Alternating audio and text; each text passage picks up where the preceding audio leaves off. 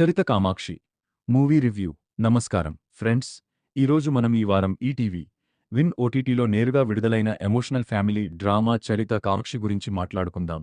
దివ్య శ్రీపాద ప్రధాన పాత్రలో నటించిన ఈ సినిమా ఎలా ఉంది, మనం చూడొచ్చా లేదా? Let's get in to the review. కథా సారాంశం. సినిమా కథ విషయానికి వస్తే, ఇది ఒక కొత్తగా పెళ్లైన జంట చరిత దివ్య శ్రీపాద మరియు ఆమె భర్త అభయ్ నవీన్ మధ్య జరిగే సున్నితమైన ప్రయాణం. పెళ్లైన కొత్తలో వారి మధ్య ఉండే దూరం నెమ్మదిగా వారిద్దరూ ఒకరినొకరు అర్థం చేసుకునే క్రమంలో వచ్చే మార్పులే ఈ సినిమా. అయితే వీరి జీవితంలోకి ఒక పోలీస్ ఆఫీసర్ ప్రవేశించడంతో కథ ఊహించని మలుపు తిరుగుతుంది. ఆ తర్వాత చరిత తన కుటుంబాన్ని, బాధ్యతలను ఎలా కాపాడుకుంది అనేది ఈ చిత్ర కథ. Plus points. నటన.